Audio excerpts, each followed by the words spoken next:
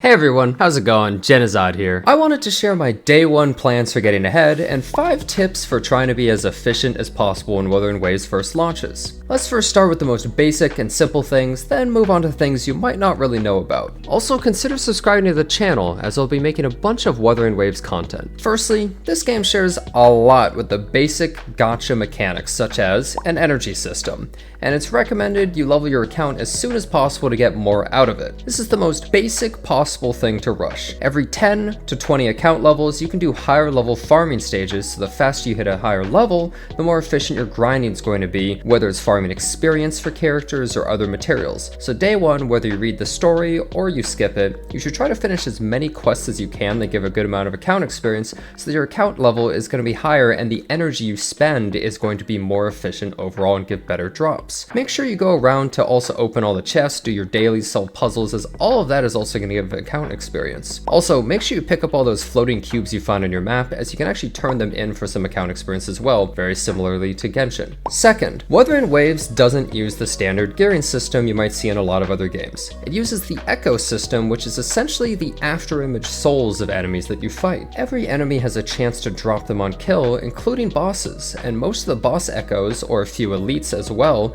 are best to use as your main echo, which gives you an extra ability. Since it's day one, don't worry too much about the set and main stat of most of them, but having the right main echo will actually give you a lot of damage in a fight, and most characters have at least one echo that synergizes with them really well. I don't want to tell you which exactly are the best, as things may have changed from the beta significantly, but an example is the monkey boss echo, which is really strong for the arrow element characters, doing a ton of damage and then boosting your arrow element damage after. All normal and elite mobs respawn once a day at reset, however boss ones generally only take around 5 minutes to respawn, so you could easily farm them. Third, going along with what I just talked about previously about echoes, here's one of the meatiest tips. In this game, there are actually elite red enemies that are in designated points on the map, and if you travel around, you might happen to find some of them, and they have a red aura and they're ridiculously higher level than everything on the entire game and you. You can beat them, although it takes a while, and the best way is to use dodge attacks as they break their stagger bar faster and they do more damage. When killed, they will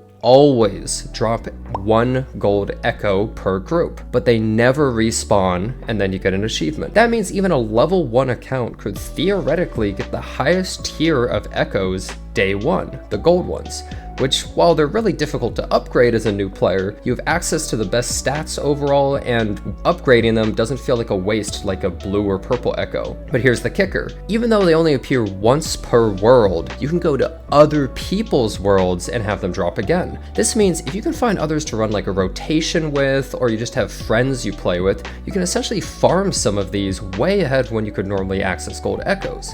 This also applies to rare spawn shiny echoes that can sometimes appear in your game as well. Fourth, now let's move on to material gathering. First of all, in the beta there was a flower shop girl that could sell upgrade materials in town, but it's best to also gather them when possible because she runs out permanently. Every day enemies respawn, but what about world materials? I ran into an issue in the beta where I needed some flowers to upgrade my Gion, and I'd already bought all of them out of the shop from the flower girl and didn't have enough to upgrade them. Well, turns out his materials only spawned at a couple of fringe mini towns in the garden, and there weren't enough to upgrade him for 2 days, and he shared the same materials needed with Rover, so I had to go mint picking for a couple of days. Some materials appear to be in pretty short supply on the map. What I'm saying is when you get the character or characters you want to upgrade, it can be a good idea to make sure you know where the material is and maybe grab some before reset time. If you wait multiple days to start gathering, it might take a lot longer to upgrade some of the characters that you really want right now to be your strongest. Fifth, going along with what I just talked about with gathering materials, there's another really useful material that everyone should be gathering. There's a mining town in the middle of the map at the Tiger's Maw, and around that area a blue ore that you can gather. They look like some blue crystals sticking up. Most of the ore in the game doesn't really feel too special since they can only be used to craft a few things at the blacksmith. But this specific ore can be used in a shop in the town to buy some useful items. There are materials to upgrade your character skills, but more importantly, there's a weapon box where you can choose a 4-star weapon of any weapon class, which is perfect for free-to-play players, along with the 5-star free weapon box that I believe we should be getting later on in the game at a much higher level as well. Assuming it still exists in the game, I would make sure to farm as many of these ores as possible as you can every day day to get that leg up. These are some of the main things I'll be focusing on as I start day 1 of Wuthering Waves grind. These might not be the most important to everybody, but I feel like keeping these in the back of your mind will be very important if you want to actually farm some of the stuff and get a lot stronger at the beginning. Tell me what you think,